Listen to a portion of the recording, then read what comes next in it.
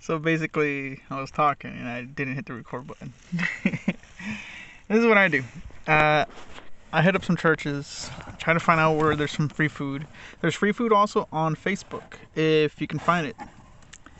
There are people, there's connections, and there's places like food pantries.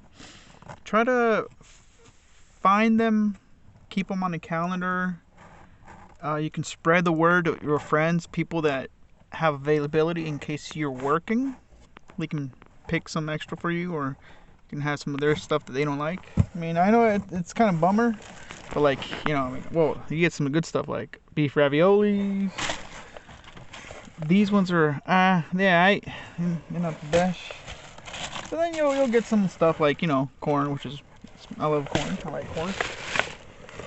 And then the classic one that almost nobody likes.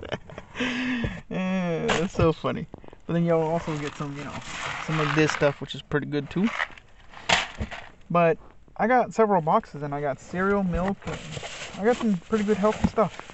Invest in a heavy duty can opener. Don't get those cheap. I mean, it's a good to start in the cheap ones in the beginning, because I mean, if you're not trying to spend a lot, but sometimes you're going to spend more in buying more of the cheaper can openers than you would if you buy a metal piece. Remember, the turning part of the mechanism that connects to the actual cutting wheel, try to make the cutting wheel and the shaft that connects to the turning mechanism all metal, because sometimes what a lot of things happen is the plastic piece, the grab and turning piece where you put your fingers on is plastic, and the shaft that leads to the cutting wheel is metal. So the plastic will break before the metal. Try to get a full metal piece if you can. It's worth the investment. And if you can, just grab one of those, a knife, but I wouldn't recommend that. I've done that before when I was little. Anyways, try to find a church somewhere local where they give you food. If you have a friend, they can pick it up and you can have some of their leftovers if you're working. But try to find it, get connections, get contacts.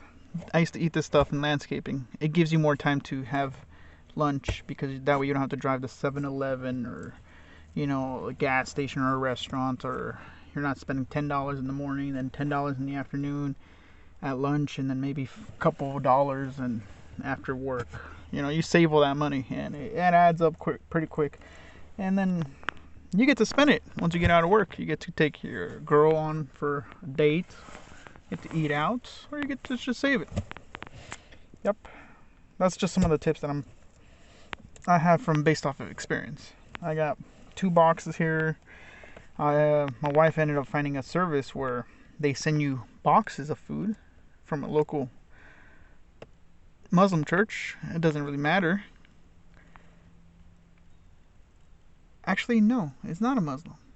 I can go pick it up, but then there's also another one, Humanity. I'm gonna have to put the link in the bio or something. They'll send you boxes of food, especially now during pandemic time. But anyways, if you're not afraid to go get some food, non-perishables. Yeah, people get tired of cans and stuff, but if you can sacrifice, and you can mix and match, and you can cook a little bit, 3 months for 10,000, having it, $10,000 can pretty much change your life if you're smart about it, because then the goal after this is to buy a little chunk of land and never have to pay rent ever again. And then you get to save up basically, everything else to your pocket, and hopefully we're going to get a helicopter soon. We'll see. After we get the land. And maybe another cheaper car or something, or there's going to be expenses along the way, of course, like a generator and stuff, but that's later on. We're going to have to come up with a business idea and business plans and several ventures in order to have more capital.